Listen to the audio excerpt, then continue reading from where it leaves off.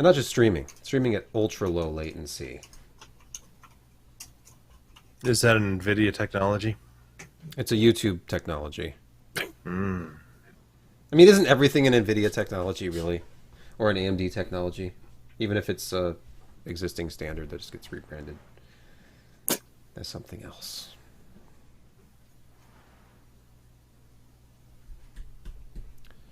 Brett, do you have those live links? Oh, hold on. Brett's audio was now it's working.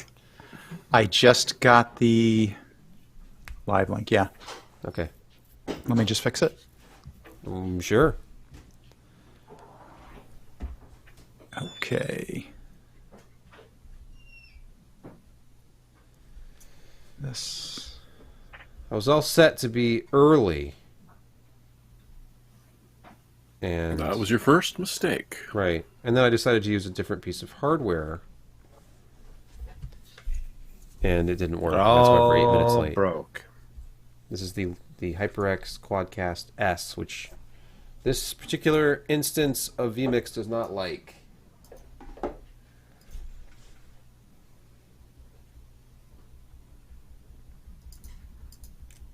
It is fixed. It's fixed by going back to the old mic. I enabled compression and everything on the other one, like, so people wouldn't be upset as I move from side to side. Okay. Whenever you guys are ready, let's just do it. Since we're already 10 minutes late. Let's do it live. It's kind of like the Oh, old there it on is. time. The old 10:10 p.m. Yeah, Bruce. We're going to talk a lot about products you can't actually buy. That's what it is now. You That's don't what really have tech a is. choice. Yeah, what are we going to do? Just not talk about it? Like boycott all new tech? What's going on, Brett? I'm reaching like we're in the same room. I don't know, it's just something his that arms Ludus, cut off. Wrong thing. Ludus said. Luditus. Stop it. Stop it. It's so... right there. It's like the ceiling of the Sistine Chapel. Yeah. Nice. That was a moment. It was. Josh, I put something pretty cool in the show notes for you to really sink your teeth into if you want on the size of hang on. transistors. Size. Does transistor size matter? Size. That is Never. an excellent question. What does the Yeah. phrase 14 nanometer plus plus plus or 7 nanometer actually mean in conjunction to the size of the gates and the size of the componentry within? It's Well, a I haven't mystery. even taken a look at that. Yeah. Yeah, dig into that. Dig in. Okay. Let me hit record. That would have been a disaster. All right, recording. In 3, 2.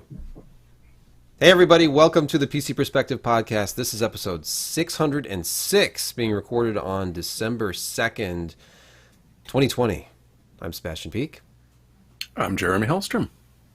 I'm Josh Walriff. I'm Brett Van Sproenberg. And you can subscribe to be notified when we go live for events like this. We send it out about an hour beforehand, just so you can prepare yourself. You can get snacks, drinks, and then wait, as we're inevitably late. But hey, you'll find out about recording sessions like this, and that's at pcpro.com/subscribe. That's the only thing we use that list for. I promise. You can help support the site and this podcast by becoming a patron of the arts. The art of PC Perspective podcasting and reviews and things. And did I mention the website? It's patreon.com/PCPer. And Brett, please save me. Hey, no problem. We would like to welcome big, hearty, yay, hey, thanks for being a patron of whatever this is. It's sort of art. It's kind of artish. Performance art. It is performance Yes. art, and I feel like I put a fair amount of thought into the reviews. So, I mean, that counts. It's artistry in a way. But yeah, a couple of new members. Patrick FB I don't know if that stands for Patrick from Facebook, but Patrick FB is one of them. And I guess one of my new favorite names from Patreon is $1 Bob. No spaces. I don't know if you could tell when I said it that there wasn't a space in that, but $1 Bob. Thank you, both of you. Appreciate it a lot. Thank you. Yes. Very Thank you for making very much. this possible and what you've really tuned in for. If you're podcast listeners, they love the audio descriptions of food. If you're watching the video, you get to see. Josh, do you have a burger update for us this week? There's no burger, but there were caprese fries. So they take some slightly soggy fries that, a little slightly underhooked, and then put mozzarella, roasted red tomatoes, sizzle up some onions, and then put bacon on there. Put a balsamic vinegar reduction throughout the entire mass of fries and mozzarella and bacon and tomatoes and onions, and then top it with freshly cut basil. And you get the caprese fries. And they bake that in an oven, so the fries then crisp up really quite nicely, and everything melts together in the mozzarella. And the balsamic vinegar glaze just kind of reduces further to give a stronger flavor.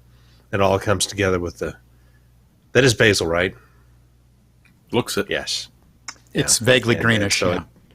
it brings it all together into this fantastic mass of starches. Wyoming and poutine. Italian Wyoming. Yeah. But yeah, it's good. It's worth going out of your way for, and it was a good replacement for a burger. It's a nice change of pace. Yeah. Are you hungry yet? Yeah. Sounded good. I mean, it's not a burger, but Hey, Dig, you're vegetarian, right? So You could pick the bacon off. other than the bacon. I could have ordered it without the meat.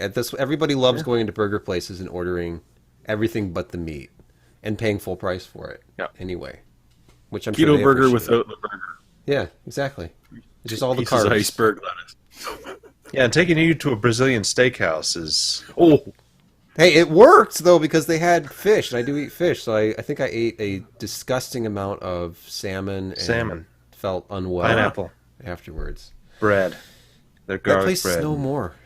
Isn't that sad? Really? Yeah, it was out of They're the. gone. Where was that? The Mirage. Mirage. Yeah. yeah. I thought it closed before last CES. I'll have to check it out. Really? I could be wrong. The Mirage Brazilian Steakhouse. I No, have that wait. place still had a Rainforest Yep. Cafe. Samba Brazilian Steakhouse, permanently closed. Oh. I think actually the reason I know that is because I walked past where it was supposed to be at CES 2019. And all there was an empty kebab just sort of propped up. Yeah, I don't remember if they had a new restaurant there, or if it was just boarded off. Probably. Anyway. Yeah, that was 3 years ago. What the hell? Yeah, man. Is that really how long it's been since I've been in Las Vegas? That Might doesn't have make been any sense. Almost 4 years ago. Pretty sure you didn't go Yeah. this year. I sure did. Yeah, it's Don't it's think you been did last year. quite a few years. And we won't be going next year. Well, virtually we'll be attending, but Oh All right. well. let's get this back on track.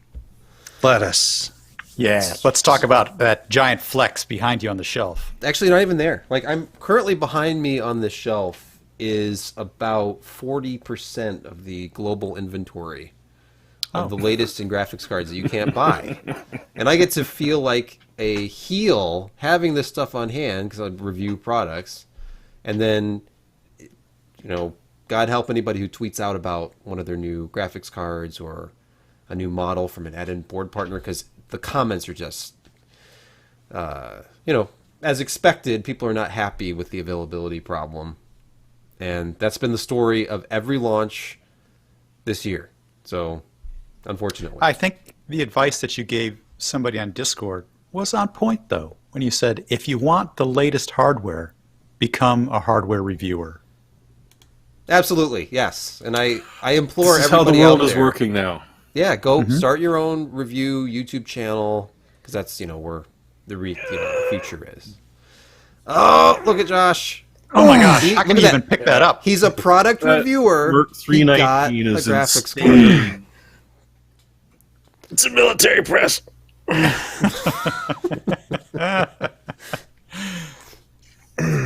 What is that? What is that card, Josh? It's the XFX Speedster 6800 XT Merc 319.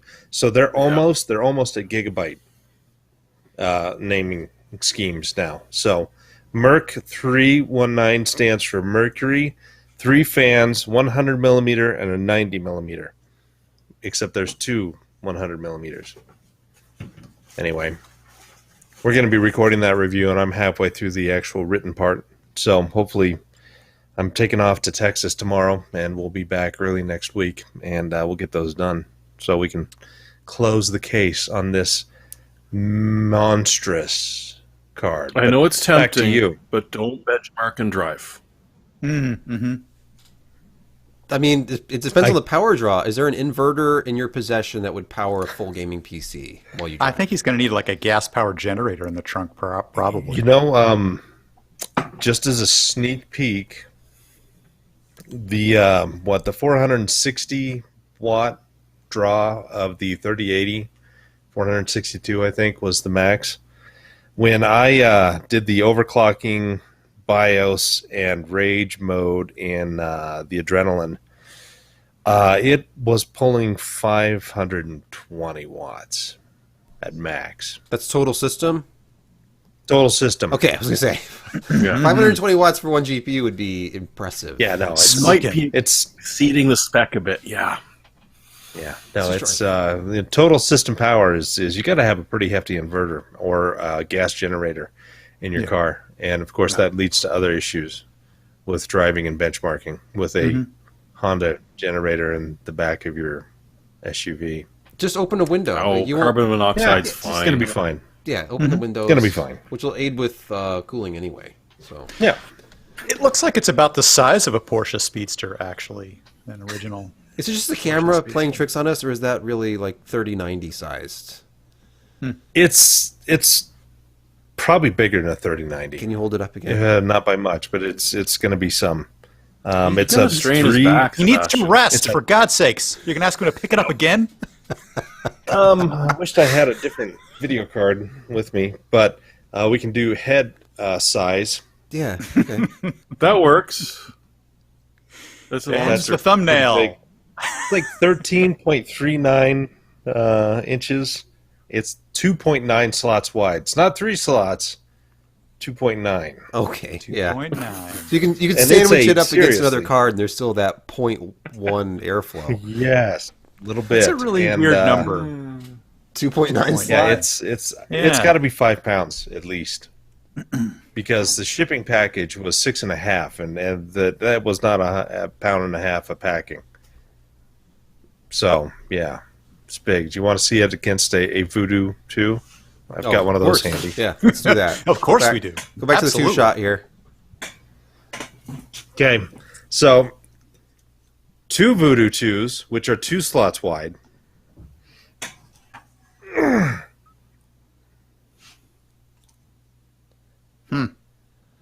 I can sort of see the difference.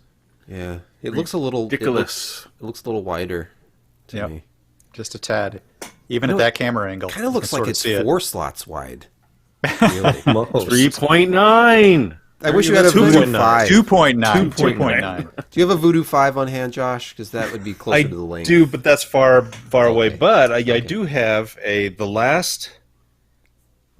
second to last generation of XFX products, and this is the Oh. 8800 GTX. It's in the same family There you go. anyway. Okay. Yeah, It's there. ridiculous.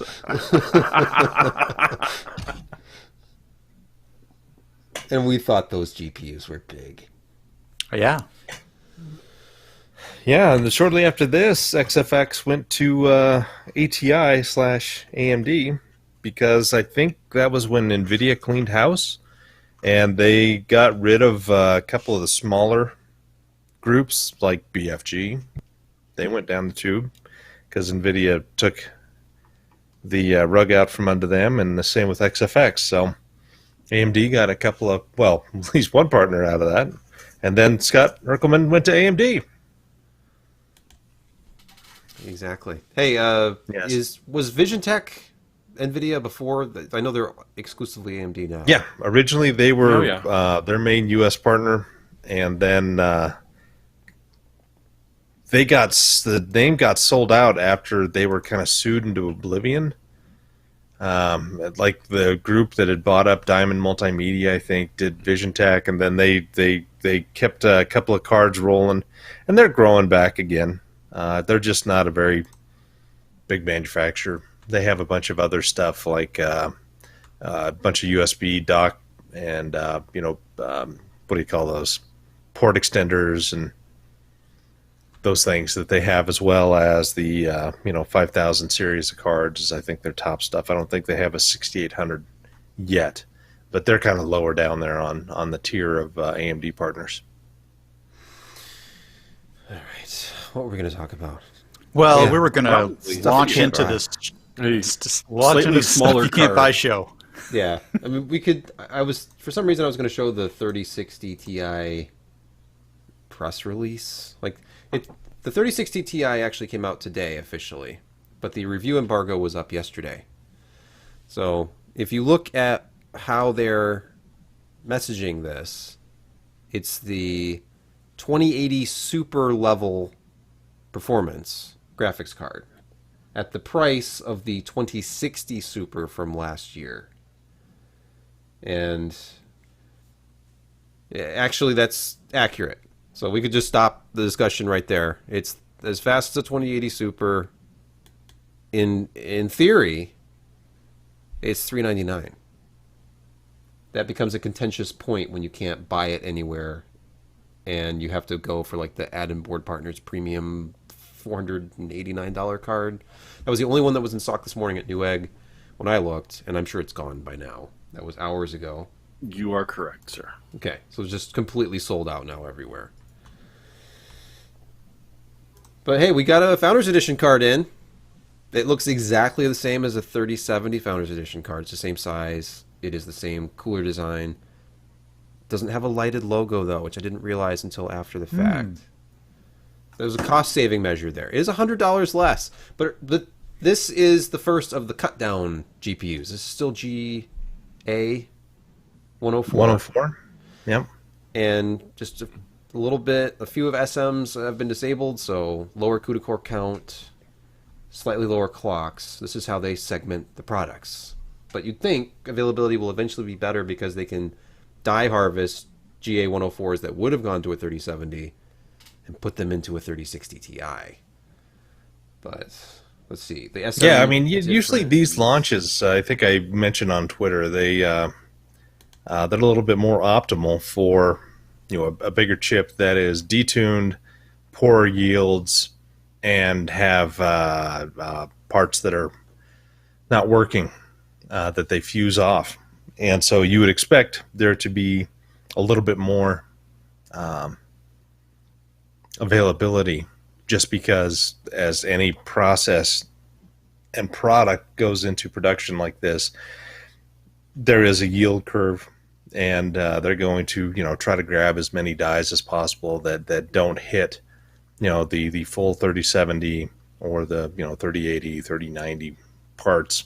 And so lots of chop down stuff there should be available, but nothing's available. But I saw somewhere else that 3060 Ti numbers were essentially 3070 plus 3080 plus 3090 amounts on the launch day. So there were more okay. out Which, there. hey, and judging by, let's see, what if we go by seconds, minutes, and hours, the fact that this was technically available for hours, Are we doing Star Trek 3 references? I'm I not think sure. so. But it If Like- hours were days, Captain. Days. Yeah. Subtle Well, code. Sorry. Very subtle. Was that? Wait, is this? Oh, I for don't. crying out How do I loud. not know this reference? And I've seen Star Trek 3 multiple times. No, man, it's Wrath of Khan. No, it's Wrath of Khan #2. Yeah. So okay. they We're were talking about telling Genesis what. effect. Yes. No, the repairs on the Enterprise. Oh, when Scotty was explaining his secret. No, it was Spock. It was Nope. Spock. Come on, Spock man. was talking to Kirk. No, Spock wasn't lying. He was exaggerating. We're gonna have a Yeah, you're remedial the guy walk- with Oh, Enterprise. right. For the over. Yeah, the yeah. Blue All right. painter's tape. Yep. Let's look at some specs.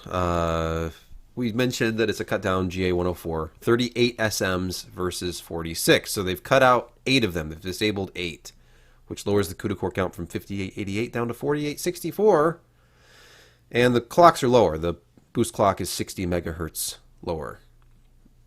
Fewer ROPs too, 80 versus 96. Same exact memory though. 8 gigabytes of GDDR6 at 14 gigabit per second. Exactly the same bandwidth. We're talking 448 gigabytes per second. And the TDP is 200 watts lower, or 200 watts lower, 20 watts lower, 200 versus 220. And the cost is, in theory, $100 less. So when you think about, and here they are together, the two reference cards look identical other than the color.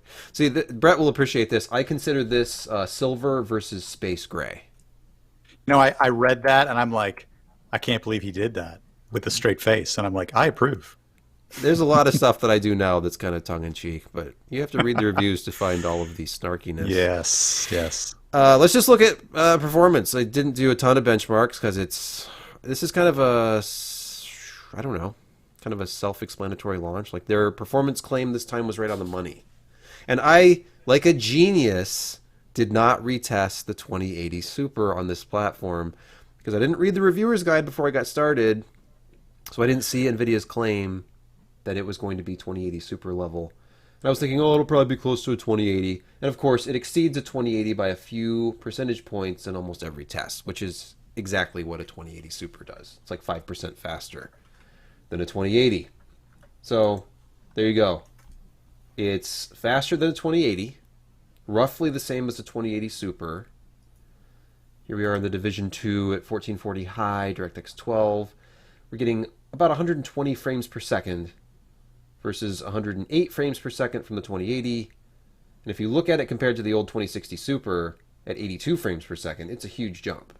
So it'll be interesting to see where AMD's next GPU is, like a 6700 series, because they need something now down at that 5700 XT, 5700 price point, because the performance, if you look at a 5700 XT, let's look at the most AMD friendly chart here. Dirt 5, 1440.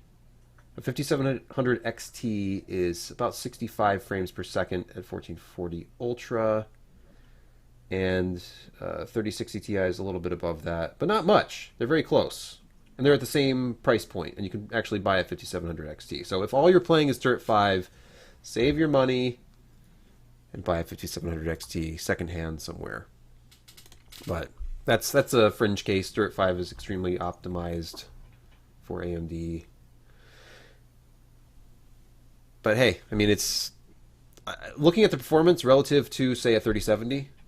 I mean, let's look at Far Cry. Look, I'll just show one more chart. Far Cry at 4K Ultra with HD textures enabled. We're talking 64 frames per second with the 3060 Ti and 68.8 seconds with the 3070. There's not a whole lot of difference there. The performance of the 3060 Ti is a little closer to the 3070 than it probably should be for a card that's $100 cheaper. Does that make any sense? It does. So it's a good buy for a change. Yeah. You'd think this would be like a $429, $449 card, but it's not. It's $399. Dude, don't say that too loud, okay? I know. Hey, Yeah, I NVIDIA. read a rumor that there was a price dump or a drop just before it launched, and that they almost launched it at $100 more, especially AIBs. Ooh, That would make zero would not sense be if the right. 3070 was still sitting there at $499, but hey, maybe Yeah. this would be $479. Yeah, something like that. It's like, it's the 3070 you can buy. But hey, That'd work. I hate to say it. yeah, 3070 availability edition. Interesting connotation to that. Yeah, AE. I'm, that's I'm a so new- glad you're not in marketing. Yeah, thank you. I You just ruin the industry.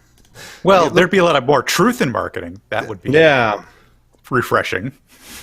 Yeah, for maybe a year. speaking of refreshing, let's just briefly, because I had it up on the screen a second ago. Let's look at power consumption. This is total draw, and look at that. It's about the same as a 5700 XT. We're talking total draw 326 versus 329 watts. Between those two cards, consumes about it was 17 watts fewer than the 3070 in my testing, but it's roughly 20 watts lower, and that is second on this chart only to the 2060 Super. So we're up to 2080 Super levels of performance for about 20 watts less power consumption. So there's some efficiencies gained there, I guess. But hey, I mean, the story of this is just going to be, what can you buy? Like, if I were at Newegg right now and both this and a 3070 were in stock, and there was a 3070 that was $499 and a 3060 Ti, some aftermarket card that was like $449, if I had the $50, I would absolutely buy the 3070. But the performance gap is not very big. So if you get the 3060 Ti and just overclock it a little bit, you're probably really, really close. I love to reference it. This reminds me of the 560 Ti 448, where it was really close to a 570, but not quite all the way to a 570. But if you overclock the snot out of it, you were at 570 levels. That's what this feels like.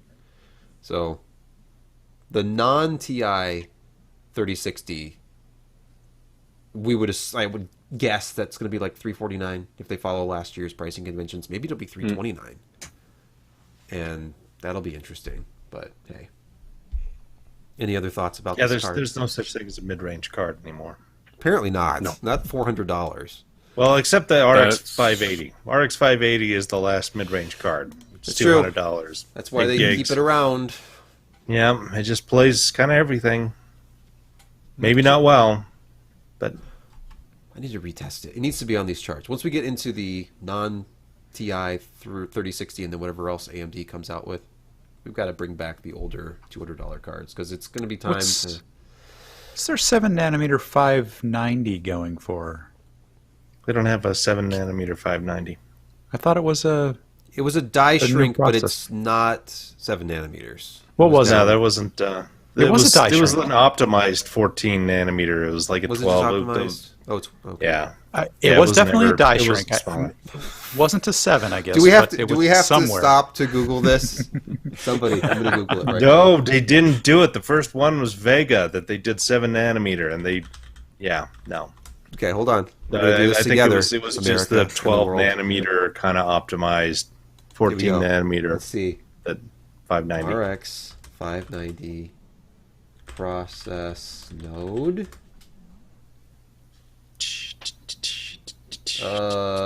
12 nanometer FinFET. This is what So video was- Yeah, that's reporting. the same. That's the same stinking thing as what happened with the 1000 Series N to 2000. So the previous one was 14, 14 or 14. 22? 12. 14. 14. Yeah, and I it know, wasn't I know, really 12, a die shrink. 12, yeah, it's optimized. Yeah, But hey, they got higher clocks out of it within roughly the same power envelope. They sure did. yeah. So the 590, we have a 590. We have the 590 Fat Boy from XFX. One of Also their from XFX. extremely, tastefully named products. Do you know? No, do they you know don't- how they- much this thing costs? Just No. No. $7.99. Yeah. They marked that one up seriously. But it's overclocked. You know, It's I got lots thought- of fans. Yeah. Well, I mean, it's $100 more, or is it? No, it's 150. Yeah. Yeah, 150. I thought it was originally Most of them gonna were be about 100 $100 more. And yeah, but no, this one is you pay for it. And yeah, as just a sneak peek, performance overall is faster than a $750 3080. And you have an overclocked 3080, right? Like a slightly... No. The XC3 is Remember, it's the back plate that's $50 that's as right. compared to. It's a stock card with a $50 backplate. Got it. Yes, so it's not They've overclocked. got heat pads on them though, right? They're sinking some heat into it, or they're By the trying. way, here's Not the card really. that Josh has in his possession right now. It's the Merc Yeah. 319 Merc. Merc. Speedster. Speed. The tech specs. What's that? Fast.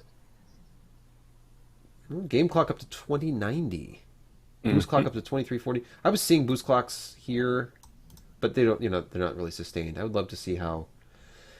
This thing It sustains with them. it all kind of tweaked out without overclocking. It was hitting 2490, 2475. So almost 2.5 gigahertz without any touching of the dials other than just kind of getting that power limit up. Anyway, sorry, Gotta get it up. we interrupt this program again with the Merc 319. We are not sponsored by XFX, by the way. No. No, but we are sponsored by Remote HQ this evening. Thanks for that beautiful segue. That was a tasteful segue. You know it was. I appreciate that soft serve. Thank you. And thank you for that impeccable reading, Brett, for that ad that I'm sure you will provide me. I definitely will. Let's move on to our first news story of the day that is not related to a graphics card you cannot buy. But it's still a cool bit of news that Jeremy Well, unearthed. it's storage you can't buy. Okay, there's that. You have to read Jeremy's titles carefully sometimes. I read this as coaxing better speed from QLC with little TLC. He didn't write it yeah. that way, but that's how you're supposed to read it, I think. It's the world's Read it only, correctly. it's the world's only QLC that's actually really QLC or something. It's Jeremy, close. please. Yeah. Well, it's craziness, and to be honest, I don't think I fully understand what IBM pulled off with this. But what they've done is added a new controller onto the QLC flash that they sell in their Flash System 9200 flash arrays. Huge amounts of storage for enterprise that cost a hell of a lot, but they keep the prices down by using QLC. You've got a little bit of a problem with the lifespan, but you just pop one out and pop a new one in and you're laughing. So what they did is figured out this new controller, which they added the FlashCore module, and it determines the health of the actual flash cells in real time. So the drive sort of starts out as being SLC. And then as the health of the drive, or as the health of that cell gets bad, it gets put back to QLC as it would be. And so in order to make sure that you'd have 1/4 of the storage, so they introduce some significant compression in there of about 60% or so that you end up still having the same amount throughout the lifespan of the drive. But when you first get a fresh QLC drive, it's going to do almost the same speed as you'd expect from TLC. Not quite the same, but significantly close. And it's not going to suffer from the buffer overflow that we see in a lot of the QLC drives that we're playing with. And the other thing that it does is, because it can monitor the health of the flash, it picks on the healthiest stuff, and as something's being written, and if something's not active very often, it gets pushed back into the unhealthier. So they're saying 16,000 write erase cycles, as opposed to the 2,000 or 3,000 you should be expecting. Like, lifetime is almost the same as TLC. So you're losing the expense that you would if you were doing an SLC or TLC, but you're almost not giving up anything in the way of speed or in lifetime, which is just absolutely crazy. I mean, I'm sure they're going to charge you a little bit extra for it, but if you're curious, Andy Walls sat down at a More Insights fireside chat, and the register linked to the actual conversation where he covers, rough overview of how they've managed to pull this off, as well as a couple other interesting things that IBM is doing. But I was reading this, and I'm like, I have to be misunderstanding something because this is just too neat. You're literally watching a QLC drive perform like a TLC one, just a little bit slower. Jeremy, two things come to mind here. One is that this appears to me like a smart software person finally got involved and fixed the deficiencies in the hardware, which is typical. I mean, I really have to add that.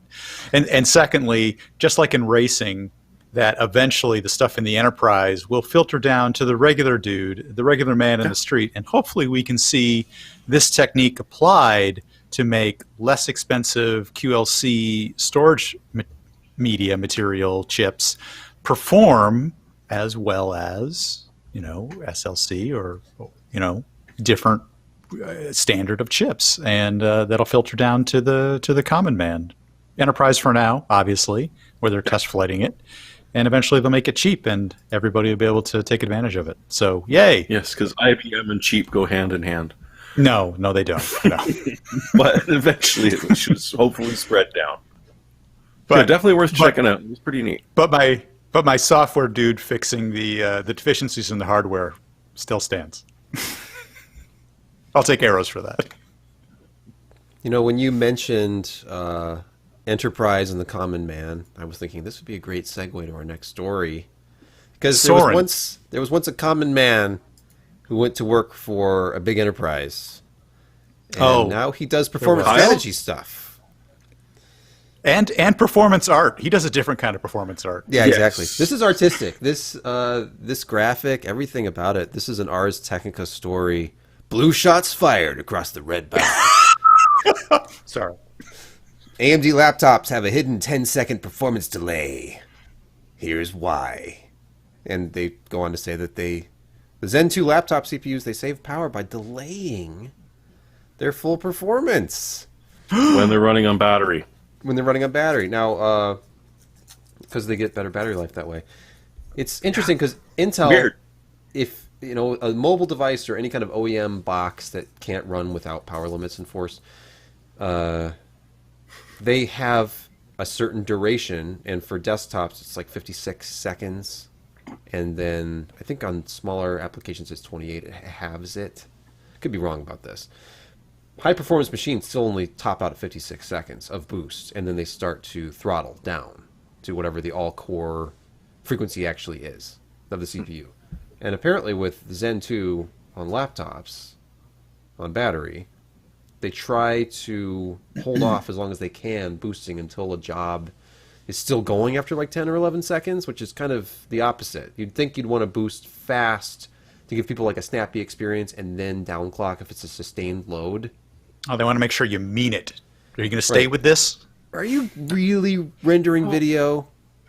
Are you still rendering guess video? so. Okay, we'll give you Okay. 3.6 gigahertz. We'll cut it in. Some people don't like to launch Chrome and have their notebook sound like it's an F-16 launching off of an aircraft carrier. That's actually a good point. The rapid fan, oscillating up and down is actually annoying. It is. A It is, slow yeah. build, or a build that never gets there. I would prefer to starting out screaming and then slowly losing performance, even before the thermals kick in, which is Now- the way Intel's doing it. The other thing that you need to point out here is this is an implementer's decision. This is Yes. an AMD option given to the implementer, and that being the laptop builder or the board builder or whoever's going to do it. They can optionally take advantage of this feature, but it is not inherent in the AMD design. Okay. It's not necessary. Yeah, and I'm sure there were probably specific laptops that were recommended for this study. They did a lot of testing Of with course. PC Mark 10. Let's see here. So, plugged in versus unplugged, of course. They're going to show that. Where is actual frequencies here? Because they're going to show Cinebench They- scores. Let's see. Okay, Yeah. so here's the delay.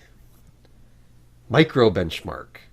Wonder if this was like an AMD or Intel provided thing, or what they're doing here. But so we see a Ryzen 7 4700U that has a delay of 7 to 10 seconds before it clocks up.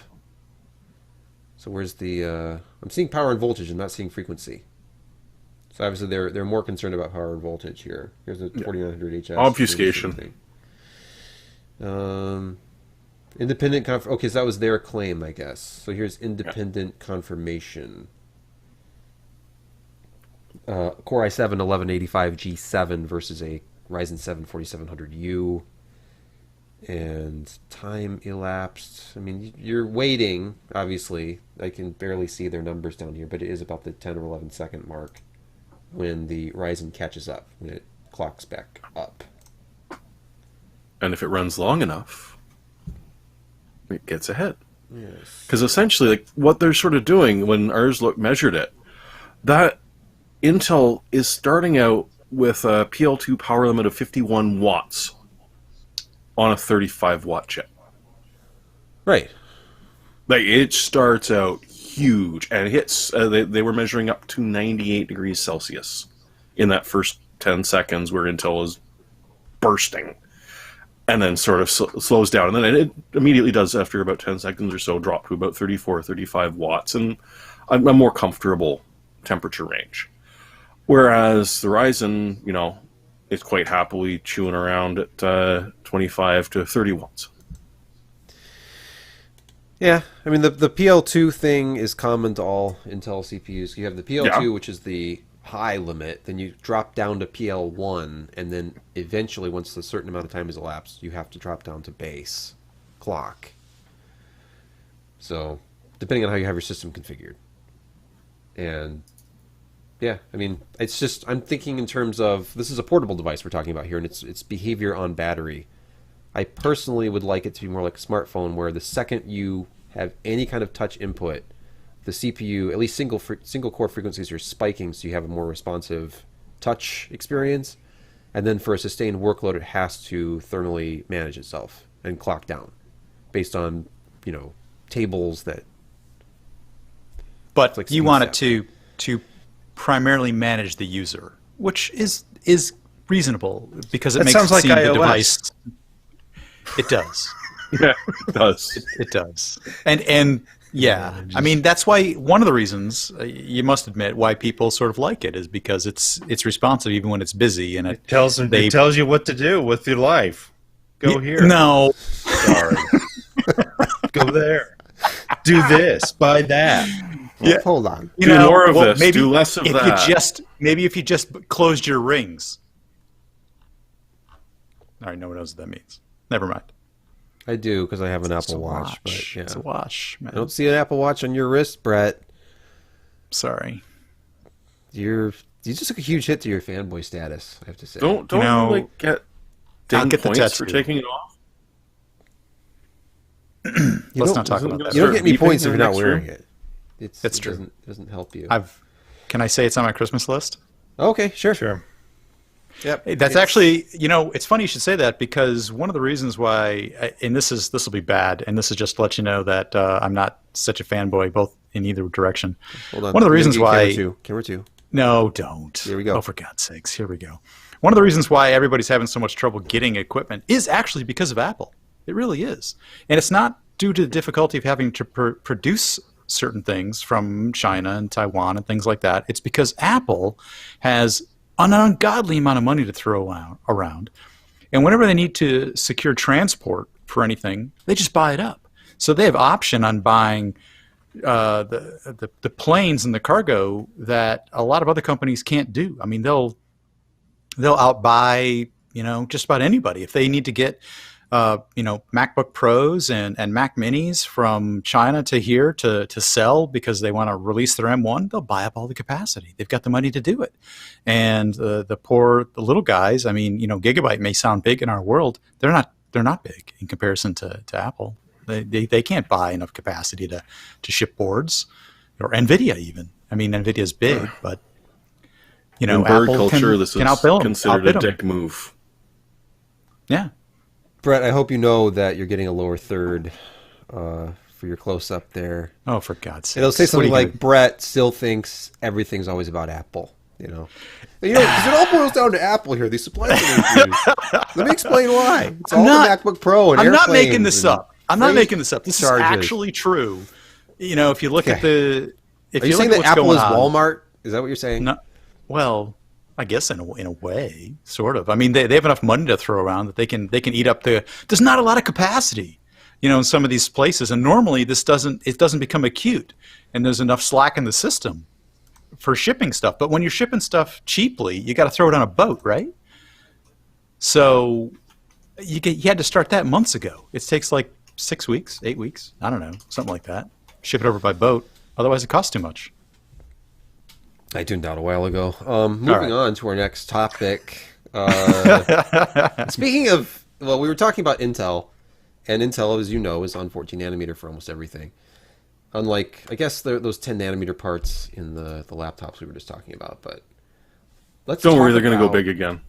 Yeah, you got to go big or go home. Then they play that game. But let's talk about actual ultra. What is this? What kind of photography is this? Is this like just off of an electron microscope. Okay, so Yeah, it's fascinating. Oh, no, it's extreme electron. He went with scanning tunneling, oh, not just Yeah, your. this is where you actually have to Scanning coat transmission. whatever you're doing in just very fine amounts of what, platinum? Platinum, yeah. He used a Josh. platinum So- gas and an ion beam to solidify it.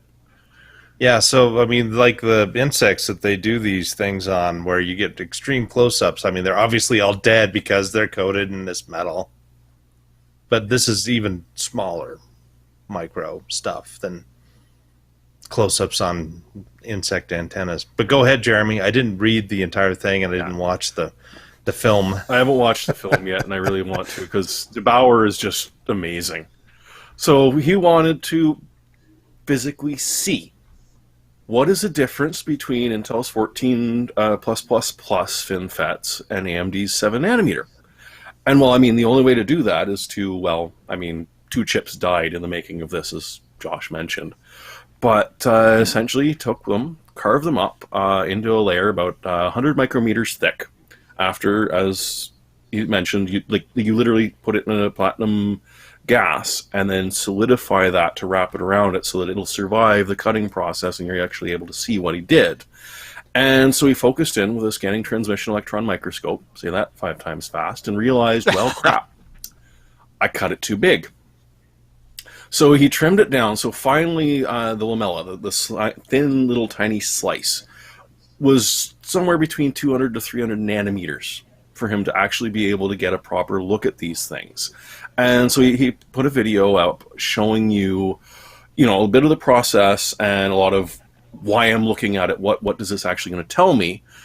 As well as taking a look at it and showing that, the difference between 14 nanometer and 7 nanometer is talking about features, not talking about the entire thing altogether. Skip So to about it's 11 minutes in that video, by the way. Yeah. If you want to show it.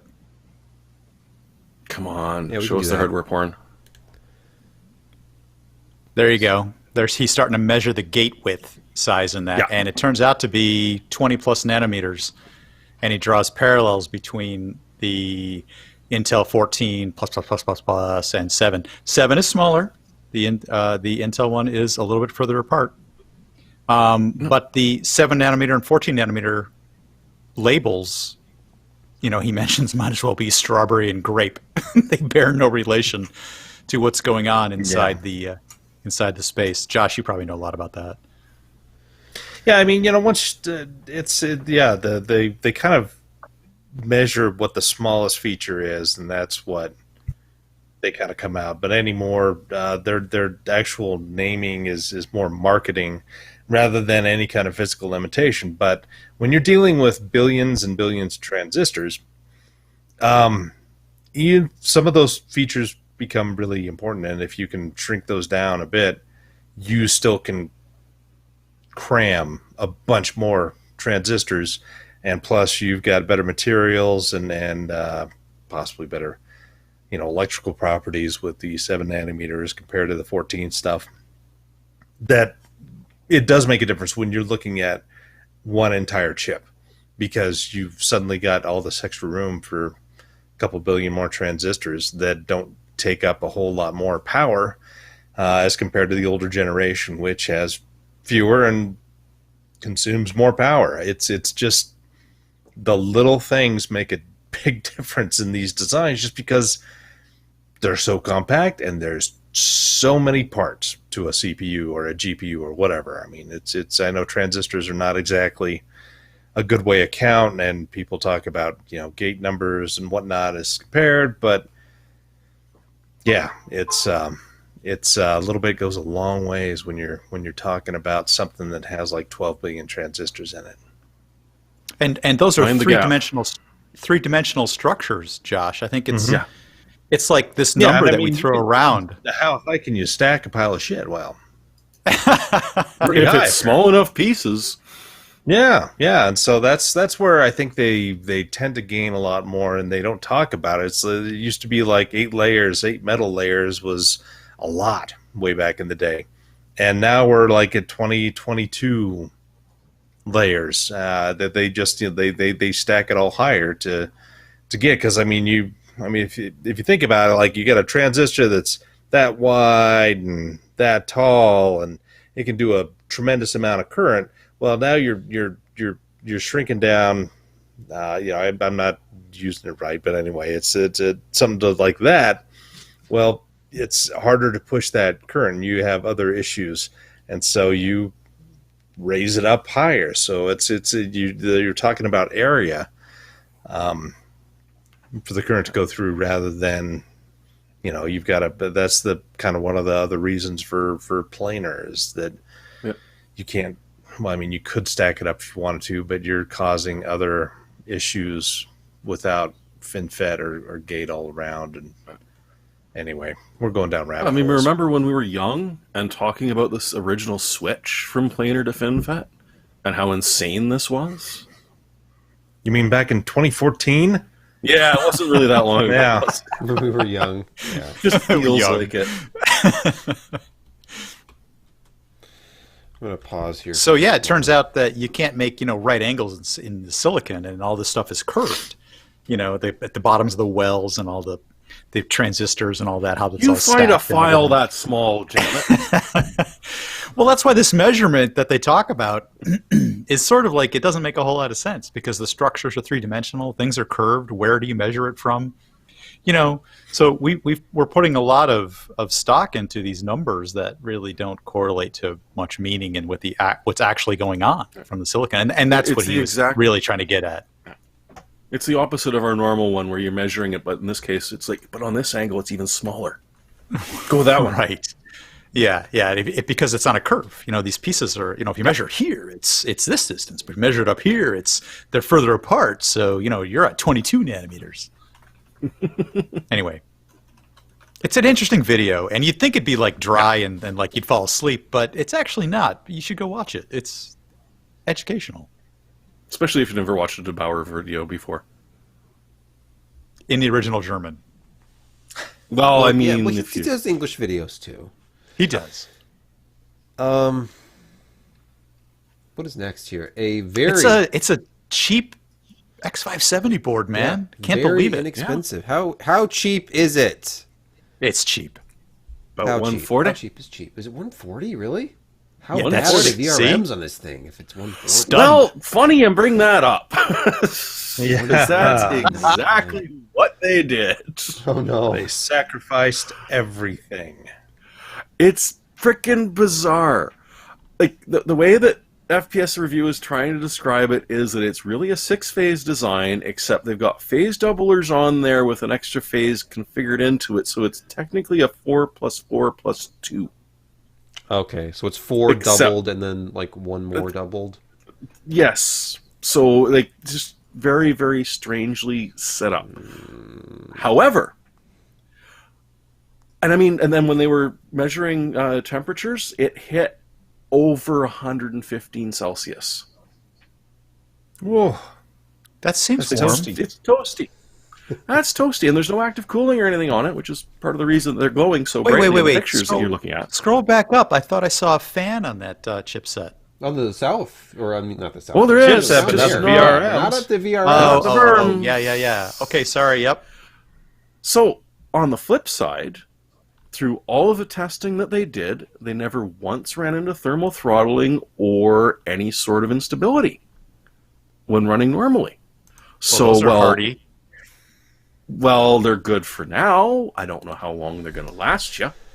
Because I'm thinking that the longevity on those, if they're doing that, is actually going to be not great. But at 140, well, I mean, buy two of them because you're still paying less than you would be for an average X570 if you really wanted to. They even toyed around, and as long as you're playing with an R5 or an R7, overclocking will work. Don't put an R9 in. That's But you know not what? a good idea. That makes It'll sense. work. But the It's weird, 5950 is going to be... But it's $140. Are you paying for a 5950? Couldn't they have made a $150 version of this? It's, Well, I it's think they probably a have. little bit more complicated than that, but I don't know. Just Gigabyte does a pretty tomahawk. good job of getting to about 179 with some Yeah. real good phases. Did you ever get yours replaced, Jeremy? It's still on the way back to Newegg. Oh, okay. Which Yeah, one was shipping that? was horrible. You had a failure to perform, didn't you? Somebody Failure recommended to me a boot. motherboard. Yeah. Last time he does No. that. Yeah, really. Well, I didn't even ask for the refund. I just asked for a replacement because I'm pretty sure it was just something screwed with the board. Because from the who very even first gave time I that to fired you? it up, the little RGBs at the side would flicker for a quarter of a second, and the fans would spin, and that was it. You know, I know that's your favorite No, indicator. nothing else whether, lit up. Whether the RGBs Well, I liked that they work. immediately turned off again, so I thought maybe it knew me already, but unfortunately it was indicating that, apart from I got enough power delivery to get the chipset fan going, to sort of all it did. And it's frustrating. I probably blew 12 hours on that. Oh, well. Just going through every single permit. Well, I don't want to give up because, first off, I don't want to be told by someone at Newegg that, well, you're an idiot, you did this wrong. So I made sure I did everything. And the second was that, I mean, with the way that these ship, even if you don't have any memory or a CPU in the damn thing, it should be able to go up enough to be able to flash the BIOS with the Q flash. Couldn't even get that little LED to pop to indicate that it was even attempting to do a flash. So yeah, definitely something a little unhappy with that one. The best advice I got when I was searching online, just in case, there was a trick I was missing, was, well, just let it run for half an hour. What do you mean? half an hour. Excuse me a second. Just plug Let it it in. warm up. Yeah, It has a before- dual BIOS. and this is just it Electromigration will flipping fix the- everything. Yes. Well, that was suggested too, but no, this is a dual BIOS, so it's flipping back and forth between the BIOSes to decide which one it likes. Like, one, it ain't, and two, no. It's dual BIOS. That way you have a separate, discrete BIOS for the left and right channel for better BIOS separation. Oh, You too can cure bit rot at home. All right. Well, we are going to take a short break here to thank podcast sponsor number 2 this week. Which today is Text Expander. So thank you guys. All right, this is a great edit point. So before we get into the reviews portion of the podcast, as we hit hour number Mazel 2, tov. I just want to explain to anyone this may apply to that this is not Skype. And Skype or Teams, you just add a person, it pops up another box, and everything's good. So we may or may not be able to add another box on the fly and bring on Kent to talk about his case review. I will see if that's possible. It could Didn't get Jim messy. do it once? I don't know. I don't I thought he remember. did. magic. And I'm not as well versed in vMix as he was because he had a lot more experience with it than I did. But there's a way to change the format. Like what I'm outputting right here is a 4-box thing, but for each box you have to assign an input, and I have you guys 1 through 3, and plus me. Add a 5th one. We could get into some weird stream ending issues. So Okay. we will So see. stream Did they kick me off? That would be suddenly the first stops. I think that's what they used to have to do. Was like, okay, so and so bows out and the other one comes on, but we will see. Oh, As far as things that we can do with our current format,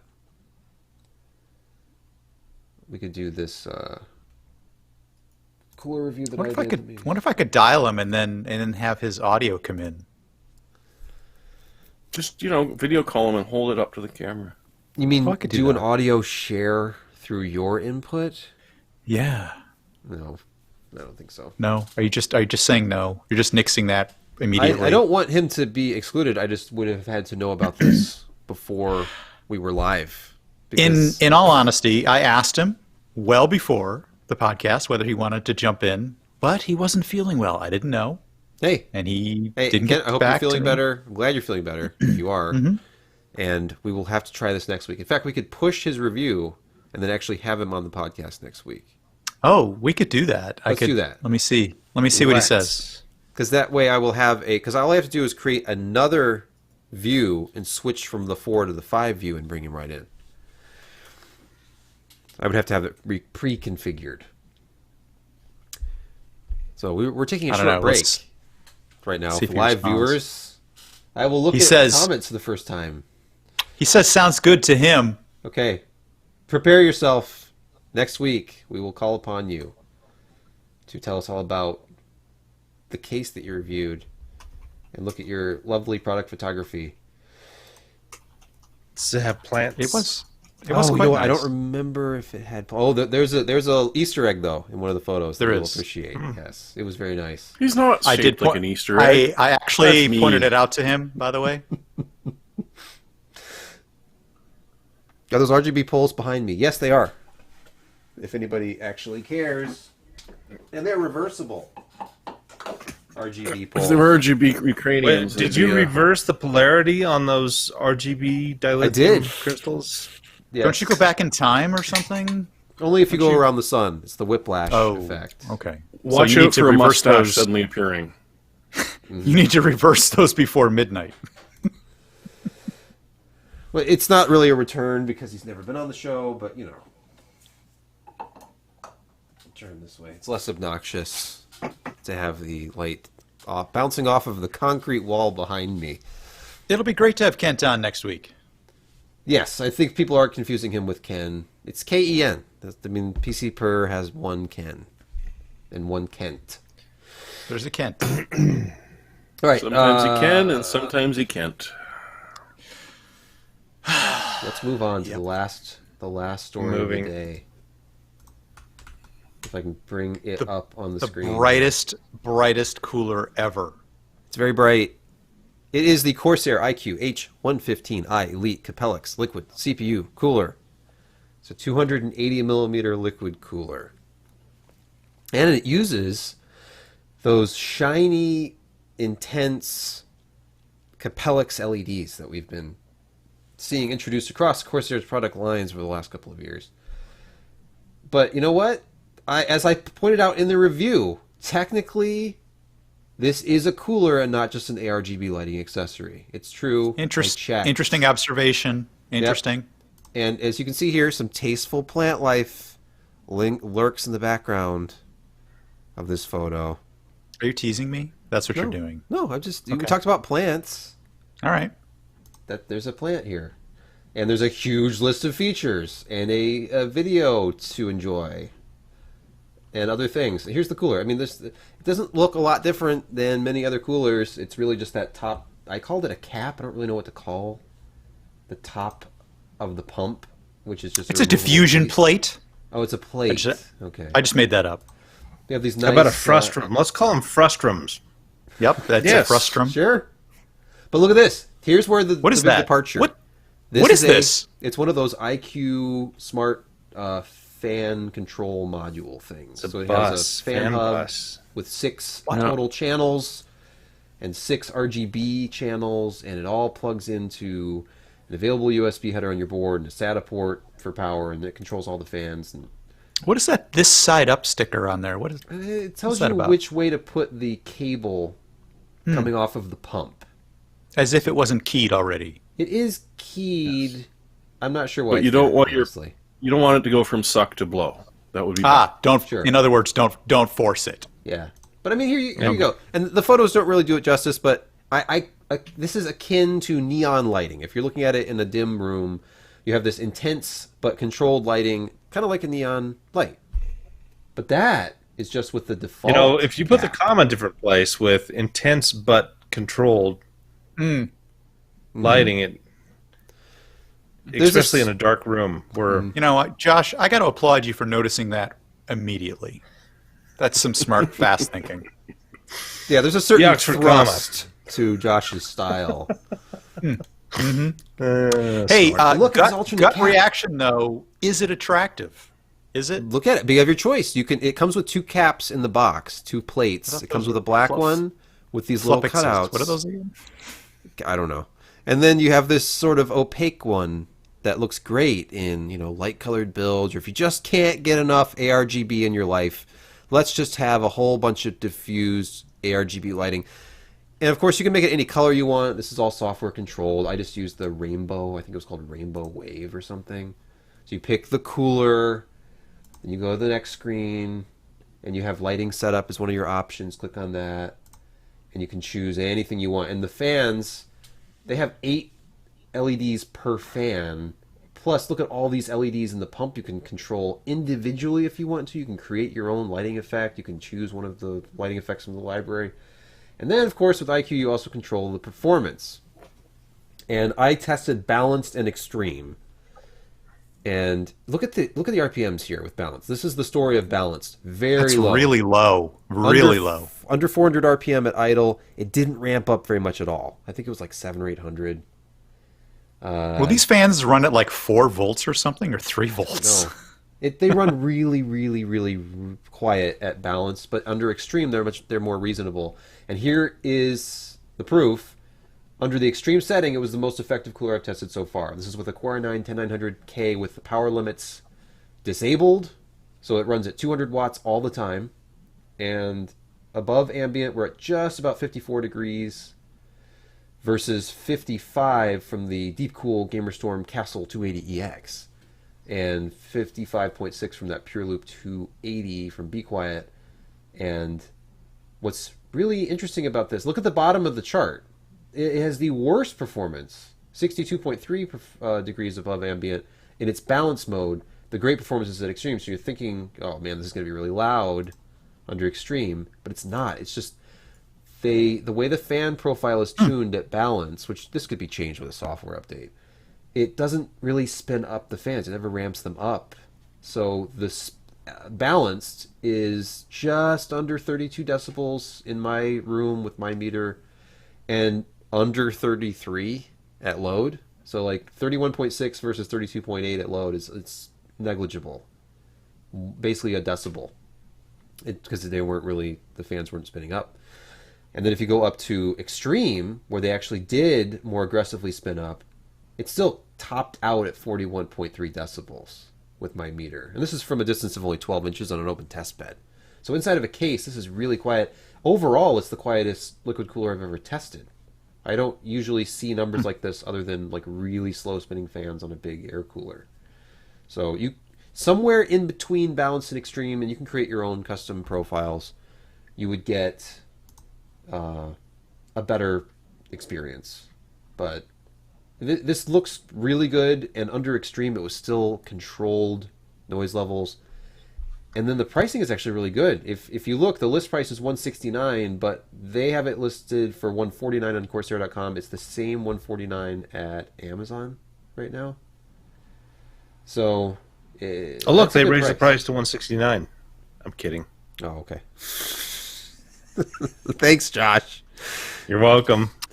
Yeah. Josh, so if you move the comma in that sentence, I'm just kidding. Yeah. Most of the 280s that I've looked at recently are somewhere between 149 and 169. So this lives right in that average price range, but the performance is very good.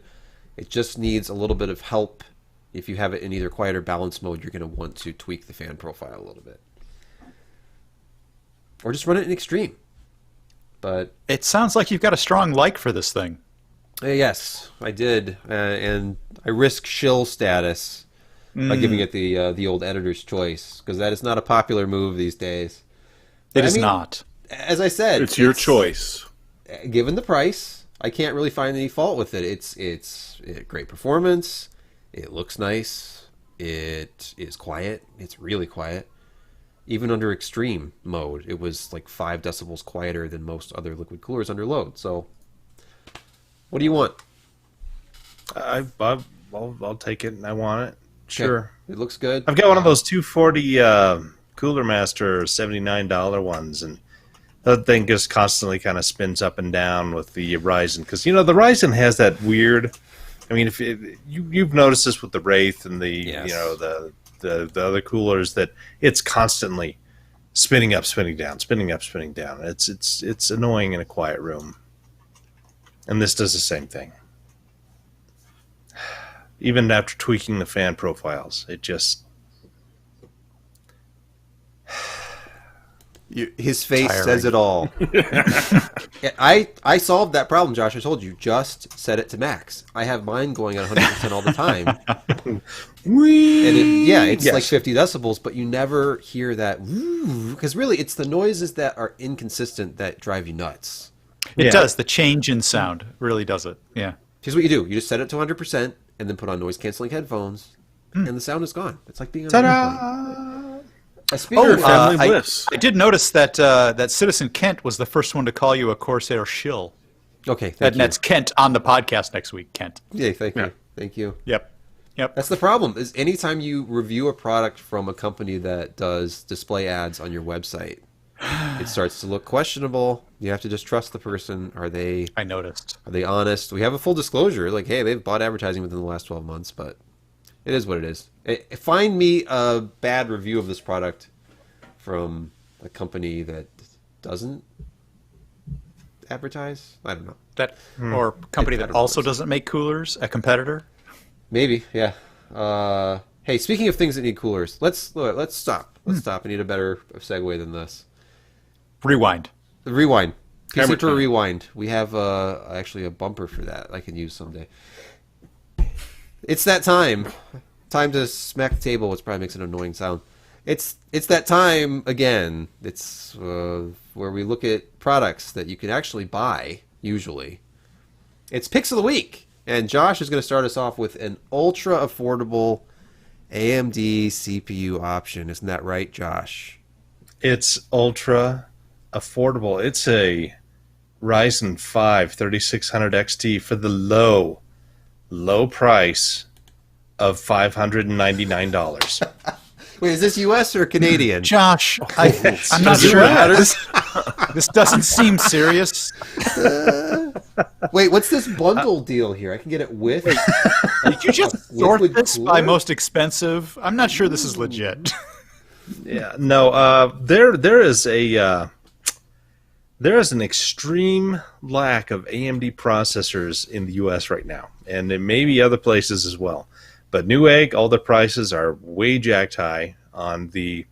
I mean, you can get a 3600 at Newegg for $350.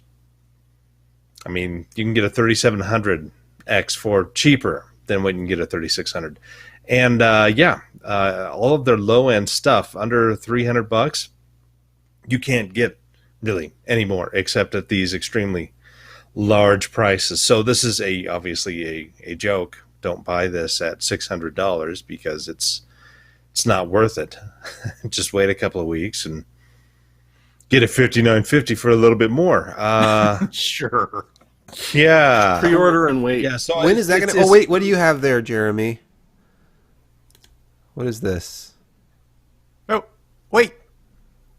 Show us the label. Okay, there we go. Oh, it's a 5800X. Oh, a 5800X? Wow. You know what? You got the Put in one. something. Hey, but before Yeah, anybody I gets got mad the at one in Jeremy, Canada. What percentage have of the total is that? I think if you 3%? transferred that to Canadian, it would be the same bloody price that I paid for that thing. oh really? So you had to That pay was a premium. $7.15 all told. Yee. Okay, but hey, if before anybody gets jealous, he doesn't have a working motherboard for it, so you know. No, that's why I don't. No, I got a 5800 and my board was DOA. Please And insert I'm Simpsons. gonna have to clean it up and redo the bloody thermal paste on it because, well, I'm like, Oh. How much you want to bet Terrible. that board of yours would have worked with like a 3600? That it was just needed a flash, It's needed a different. supposed to be able to Flash. flash Oh, I without know you're a supposed to. CPU or memory. See, I had a. Did you have a Godlike. USB stick with the flash on it and in there? Yeah, That it would boot from? FAT32. Okay, yep. FAT32 Yeah. renamed to whatever the hell the. Look, sometimes special- the boards the are special just name. dead. Okay, because I had that Godlike, the first Godlike that AMD sent with oh, the that's reviewers right, you kit did, last yeah. year. Yeah, the one you and dropped. it would not work. I didn't drop Oh, it. that was the case. Wait. I didn't drop that. There was a one. convenient problem that was left out of the problem scenario, wasn't there? No, it Like ended that up when being. you I worked with threw it or- MSI's tech Cal. guy, and we ended up discovering that it was a resistor problem. It was actually a design flaw, and it would not boot with a 3000 series CPU in it. So Yeah.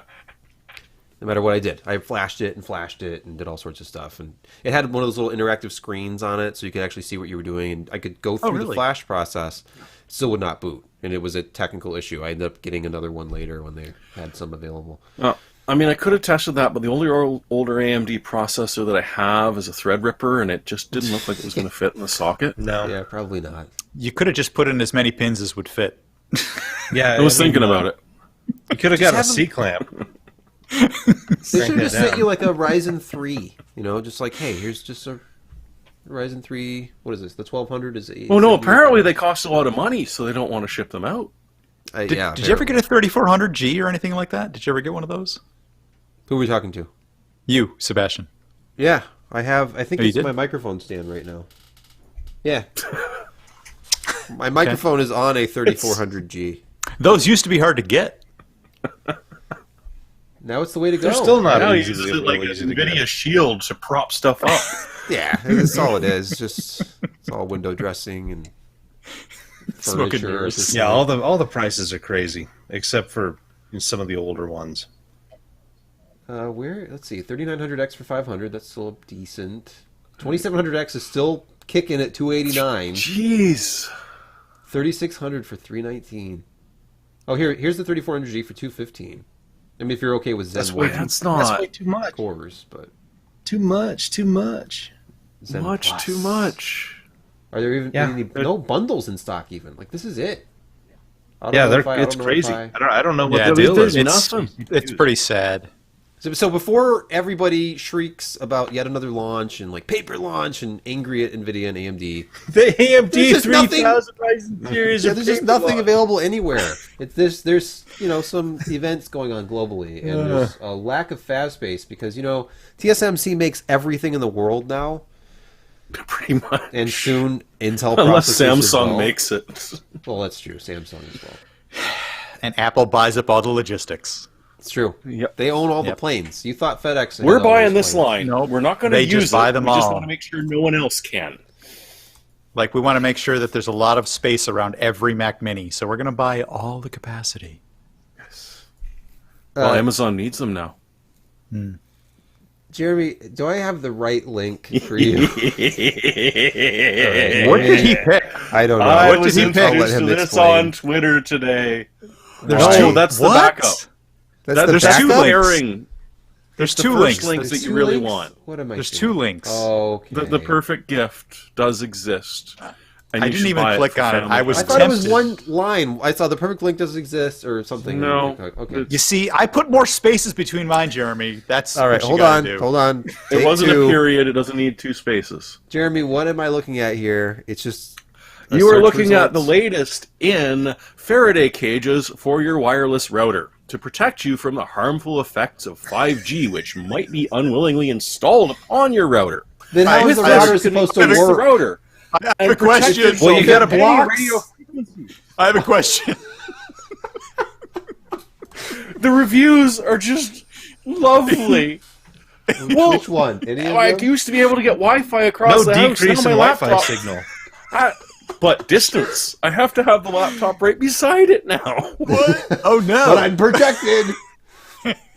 Yeah, this is great. Did they Oh, make that- this you in went a for one of the headgear? cheap ones. Can I get this fitted Some to of my them head? go. That was the second link. Oh, Was Oh, the I 1,000 see, yeah. square foot Okay, of all right, tinfoil. all right. That makes more sense now. Some you of these realize are going that- for like $250. Yes, this is what you should get. But, you know, but yeah, you I can mean, make for your own. 51 Canadian, I get 1,000 Hey, it's 1,000 square feet square of this foot. stuff. Yeah. You, I- do and you have it- to have the it Canadian It does a pretty version, good or- job. In my experience, it does a pretty good job of blocking all the harmful RF Yes. around my home. So do yourself a favor and look through it, because the reviews are to die for, especially the ones who actually bought it honestly and are very impressed with the performance and how much better the lives are now that they have a Faraday cage for their wireless router. And if you have one in the family, it makes a great stocking stuffer. I love the product name. Like, this is called the Signal Tamer. It's usually the opposite yeah. of what anybody has ever complained about with regard to Wi-Fi. Like, You know, I need the less Wi-Fi signal was a signal. little too strong in the bedroom, so I got the Signal Tamer. Now I have to literally. Is that Plug it in 3.5 with the wire. stars? So it's Wait a essentially minute. it turns it Hold turns on. it into artisanal Wi-Fi. There you go. This product is an Only effort the to smooths out less value the than a dead wireless rotten deer on the experience. side of the road. They spelled deer wrong. Okay, come on. I was unsure how these would work. At first, I was a bit incredulous that these would work. But after I received it, and then immediately got a gift card for the full purchase price plus $10 from the manufacturer, I couldn't see any copper or silver in the mesh, et cetera, et cetera. Well, it's I'm gotta pretty be sure all the colloidal 5-star silver or reviews are else- fake. Amazing! Cut my Wi-Fi signal in half. Yeah. Okay. Enough of this. No, it's for It real, was man. only $60 plus Yeah. shipping. Only. Brett. Okay, I was actually thinking about gifting, and what do you get? You know, your tech friend, or what do they get? Somebody get for you. So I actually came up with something that I thought was reasonable and sort of interesting. I've ordered from these guys before. It's a company called Inked Gaming, and you can build custom mats, mouse mats, play mats, card playing mats, upload images, and they will print them out desk size or standard mouse pad size. But recently, because of the domestic and worldwide issues we're having regarding shipping things and getting materials from overseas or wherever, they're having a 20 to 40% off, which is the second link on there. 20 to 40% off custom mouse pads due to demand.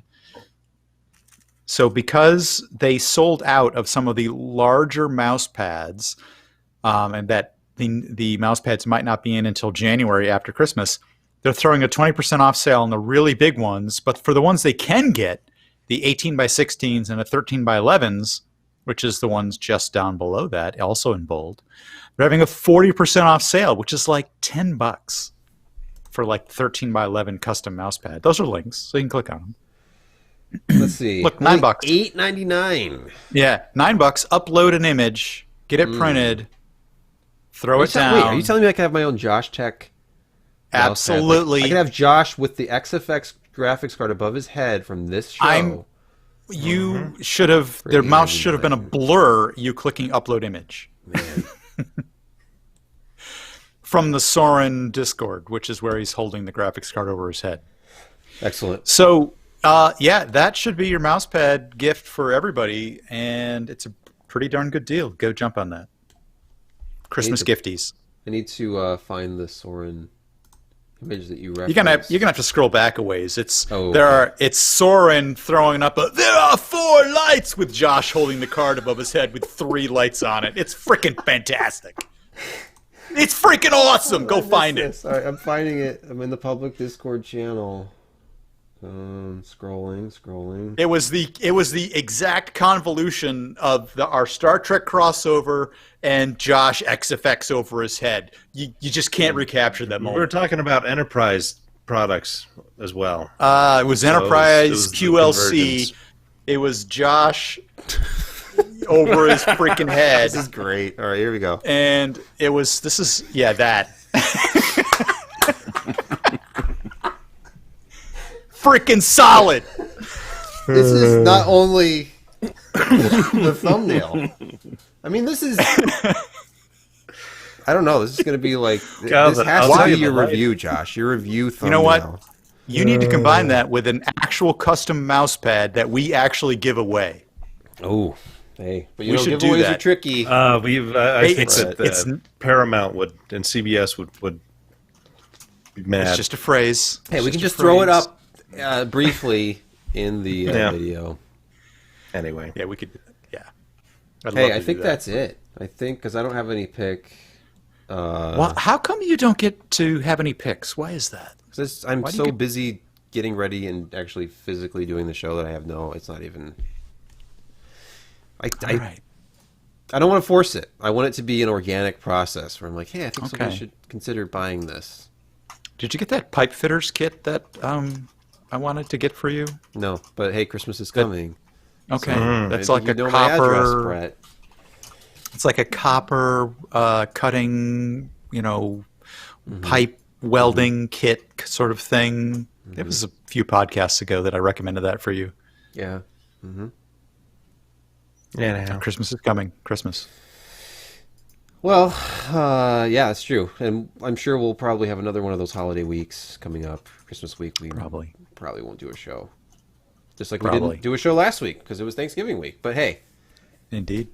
next you. week we will return, and we will have more. We will probably have Josh review to talk about. We'll have that review Yeah. from Kent to talk about, Full Metal Kent.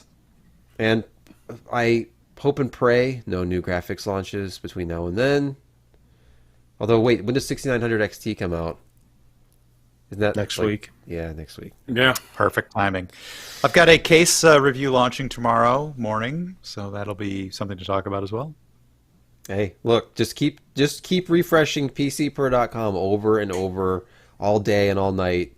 Check our Twitter account because we post things when the review goes up. What is that you have there? Mini It's a- PC? Some kind of router. It's not a router, believe it or not. It's actually It's a unbagged, mini- you madman. It's a mini PC. It's an Azul Byte 4. Azul. Hey, does it have two? Yeah, it does have Oh. two. You could use that as like a PF Sense box. Yeah, this is the funny something. bit. Let me see if I can point it out right here. Okay, I don't know if this is going Switch to be camera able to be two. Hold on. read Going to camera 2. over here. I see right above my dual finger. LAN. No, right here. Power over No. Ethernet. Yeah, Nice. that is really cool. And for those Why people do who you need to do thin deploy- clients that aren't PoE anymore? Like, Yeah, What is exactly. the And point here's of the other doing a thin side. client that isn't PoE? Ooh, look at all those Okay. USBs. Oh, nice. I know, and card reader. I'm Micro doing this SD, backwards, so you got to kind of USB-C. excuse me. Is that a 10 gigabit USB-C? Looks like like it. 5. Yep, it's probably it's a 5, I believe. Okay. This Can actually you also ran charge it through Cinebench. that? This ran Cinebench Can you charge it through R23. USB-C? Can you charge PoE a and- non-battery powered device at all? Here, I don't know if you can read this, but this is the brick. Okay, well, let's see. That It's, goes- that it's goes in with this. focus. It is 2 Switching amps. between 109 to 40. 12 volts. 2.0. 12 volt, 24 2 watts. 2 24 amps. That just sips. 24 watts. Okay. 2 amps, 24 watts. Nice. Impressive as hell for an actual full Windows 10 enabled But portable mountable What PC. are- what are the CPU actually said it cores? ran Cinebench R23, and I'm going to leave it at that. did it? Okay. It did not die. Well, Cinebench R23 is the new one that was, I'm gonna- tweaked to I'm gonna allow it play- to run on the Apple M1. So that's not a real. I'm going to play like Minesweeper on it and see and take some temps after that. We'll see how it goes. Minesweeper. Now, you Make and I, sure we're to going to measure hop during on. the first 10 seconds and then Yeah. the latter time. Well, it's Intel. Okay, so it's not going to falter at all. I mean, come on. There's no 10-second downtime on this baby. No, it's just always just- slow. It's just. I didn't say that. I have a Leva ECS Yeah, Leva exactly. Q. We're going to hop on a. one, I think Q1D. Those things are ridiculously small. It looks like a toy. It's probably half the size of this. It's It's probably like half if the size. No, it's less than half. It's like a quarter of the size Yeah. of that. All right. It's this like big. in It's this corner. Yeah, it's a little bit bigger than the sticker on that. Yeah. It's And it has a amazing. fan. It's an actively cooled What? machine that's 3 inches This has by got 3 inches by nothing 1 in it. inch, 1.5 inch. This has got nothing in it. In fact, I mean, I cycled R23 on this like 10 times, and I'm like, I can still put my hand on this. Is this No is this fan? thing- Is it fanless? No, it's fanless, man. You said Fanless. no, and then you said it was fanless. I don't know where you're coming No. from. This is the kind of I- quality there's no content you fan. can expect from There's no Brett and I fan. reviewing things together. And Josh is like, please, God, let me go to Oh, bed. please turn it off. Please turn it off. Make it stop. Yeah. Well, anyway, we probably won't keep that in the finished product, but No, it's enjoy live show only. Enjoy this after show while you can. I didn't think we said goodbye. We can say that. No, now. we didn't. Kent, It's like Kent says I got to wrap this in tinfoil. It's got too many antennas. what does he mean by this? And don't answer that. Okay. Anyway, we'll do You, more. you guys don't remember back in the day, and we've discussed this before many years ago. But when Anand was reviewing entire systems, he'd wrap them in Saran wrap to see how well they cooled. And it's like you're defeating all of the active cooling. Why are you doing this? Well, yeah. No one else does. He stopped that after about a year after, like, HP and Dell all got to him and were like, look, kid. So you want to do old school testing? Wrap your PC in Saran wrap. Or you could go the Tom's way. How long does it take the CPU to catch on fire when we remove the heatsink? Yeah, Yeah. true. Oh. Yeah. Or just Anyway. break the chip itself, like Cardo CP style. Yeah. All right. There'll be more of this frivolous nonsense next week, so please join us then. But for now, thank you for watching. Thank you. This Or show has no listening. breaks. Yeah, there's No breaks. There are no breaks on this show. I don't even get a run off of a, like, sand hill to slow the truck. Sorry. There's no place to dive off this hill into a safe space. No. Hey, you know what? I just realized what I would have picked for my pick of the week. I'll just put it in the link when we do the. We publish Yeah, it. yeah, Somebody, yeah, likely somebody story. posted somebody bought on eBay the raw 35mm print of the original, like, trailer number 1 from The Matrix, and it's unmatted. I did not realize this, but The Matrix was shot on 35mm film, 1:33:1 aspect ratio. So they added the matte after the fact. So when you watch it, it's just full frame. That's how it was shot. So there's side-by-side comparisons of full frame versus widescreen, where, there's things like the boom mic. You can just see the tip of the boom mic because they knew they were going to mat it out in the shot. But the biggest thing is the color grading. You've never seen The Matrix without that green tint to it. The original print doesn't have that, so it looks fantastic. Which reminds me, the other color graded thing that I would have picked if you could buy it, it's currently sold out everywhere, is Lord of the Rings 4K UHD Blu-ray that came out technically on the 1st, but is sold out right now, at least on Amazon, wherever else I looked. I pre-ordered my copy. It's still not here because it's back-ordered. But check out some before and afters online. Just look at the previous Blu-ray and the DVD versus the new 4K because they regraded the color. It no longer I have the super Blu-ray. washed out. It's So you're saying I washed should out. get the better one. Once you see it, it's amazing the difference. It's like you take a photo and then you take it into Lightroom and you fix the color temperature and you actually fix the contrast and the black levels and all that, and you compare them side by side and it's not even close. That's what it looks like. And they rescanned it at 4K, so it's absolutely fantastic looking, at least from the stills that I've seen online. Because I don't have my copy. Hey, I'd need to get an HDR TV, so maybe after the first of the year, I'll hit you up to talk about what's available at what prices. Yeah, I like mine, but I spent a lot of money on one of those OLED TVs back in 2016. So. I'm not going to spend a lot of money, but Hey, it's OLED amazing. is a lot You can get, cheaper. you can get 65-inch HDR. I mean, it's not great 400. Yeah. for $400. It's like, Yeah, I think that's as what long I as- paid for my Hisense. I And like it was worth it. I like the combination of a VA panel and what is it? The quantum dot, because you get a really wide color gamut, which is a big aspect of HDR. Most people think of HDR as like contrast, super bright brights, dark yeah. blacks. It's also the expanded color. So if you have something that is HDR capable, you get more realistic color. And then if you go to the next level and spend like 600 or more, you can get a decent amount of local dimming zones on a TV, and actually the $600 to $700 range now, and have a much better experience than you would. Vizio's stuff tends to be very good with regard to zones for your dollar, but you're still, even on a 65-inch TV, I don't know if they're doing as many as like 200 zones. I would have to check into that, because it seems like the zones keep on going up, because micro LED is such a fantastic way of doing local dimming.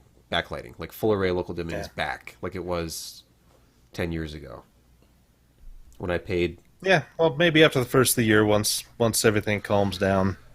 Yeah, I say that tongue in cheek. So 2022 then. Yeah. I don't think it's going to be the first of the year, man. I don't think so. I sense. everybody has all these hopes and dreams for the future. 2021 is Yeah. only 1 month away, Yeah. and it's going to be exactly the same as right now. Yep. Yeah. Except we're going to write the wrong date wrong for a little Yeah, while. well, Yep. yeah, true. For a while. Yeah. For a while. For those of you Yeah, who still that'd be write normal. checks, you're going to write the wrong date for a while. But everything else will be the same. Sorry. Did anybody watch the Wednesday afternoon football game today? That was weird. Football. No. The zone was screwed up for Vancouver, so I do you couldn't even mean? ignore it. Oh. The zone, the official streaming that does the NFL or any that NFL okay.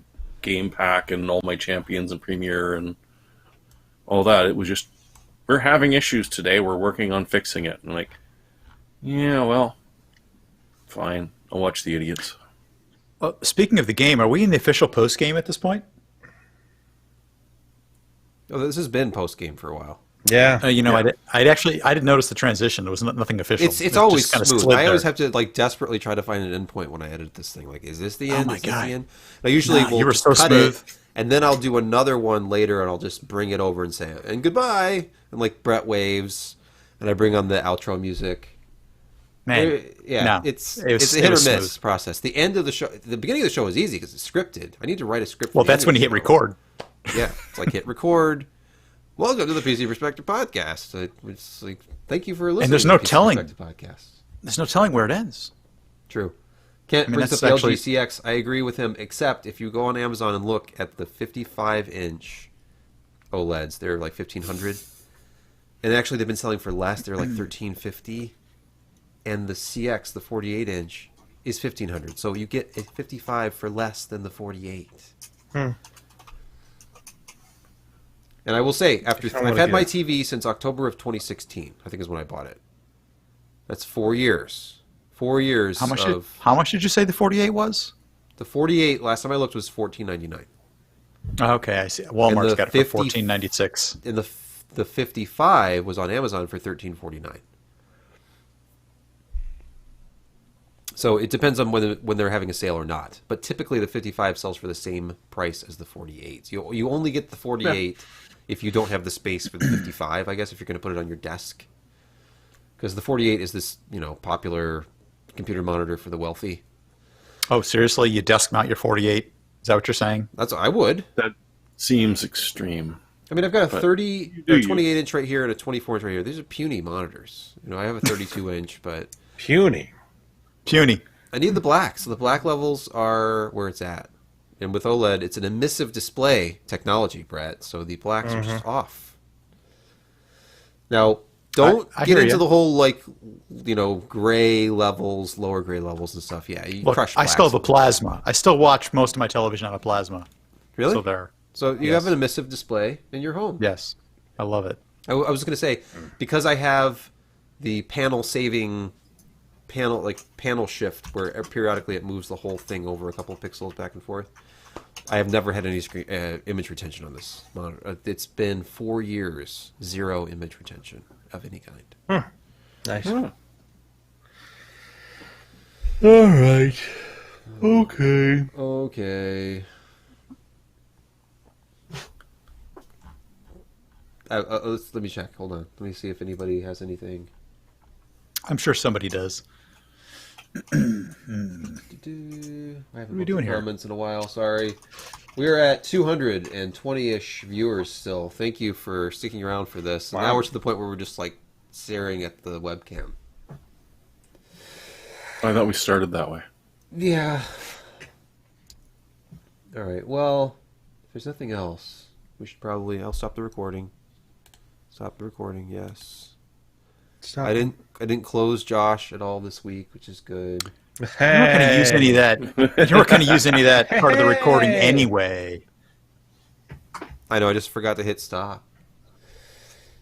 There are times where it's good. Like when I first started editing this, when we started this up again in what, August? I don't remember when it was. September. Yeah, August, September, something like that. I thought, hey, let's go back to the old days when Ryan would always choose an outtake, usually of Josh singing or telling a Doing joke. something or something stupid. You know, Josh, I remember early on in the podcast, you telling some joke. You're like, hey, Ryan, want to hear a joke? And Ryan was like, no. No. And then you just continued anyway. You're like, so the guy goes to, this guy has been having this problem. He goes to his doctor. He's like, doctor, every time I pass gas, it sounds like the word Honda. The doctor's like, Honda? Really? Okay. I am not familiar with this. So he goes through all his medical books and he's like, oh, here it is. He's like, you have an abscess. And he's like, I have an abscess. Well, he's like, yeah, it says it right here in this medical book. It says, abscess makes the fart go Honda. It's a classic. Wow. It's a classic joke. Wow. Ryan was not amused, He was not. but he left it in the show anyway. You can go back to the archive and find that gem. But for some reason, I remembered it all these years later. I've told it a couple of different times. Usually, to, Well, you're a dad now, so that's exactly. okay. Wow. It's in the Yeah, dad it's stuck- joke. It stuck with you, repertoire. and it is dad joke material. It's up there with the quickest way between two punchlines. All right. And Toilet Bug says sick detector. Oh, it's a All straight line. Look. That's good. Wow. No, it's the opposite of good. Yeah. No. it wasn't. Which is why it's good. It was good to reminisce, and if you've been around that long, you would know, like 2009 era Josh jokes on the podcast. All right. End the stream. YouTube says stick to tech jokes. I know. Sebastian. I saw that. All right, just want to say it out loud. Make sure you heard it. Busted my chops, but it's okay. We're cool. Chops. Been around Chops for a officially long time, busted. man. Okay, ending the stream. All right. Ending the Later. Hey, bye. Bye, bye, everybody. See ya. Bye. This will See be you the later. real ending. Okay, yeah, cut this back in. Except I'm not recording. Hold on, let me hit No. record again. All right, turn it back on. Right, Turn it back we're on real recording quick. again. Goodbye, everybody. Hey, bye. See you guys later. Good show. Stop Good show, recording. everybody. Excellent. Later. All right, that recording is now done, and recording, and now we're gonna end the stream for real. Perfect. And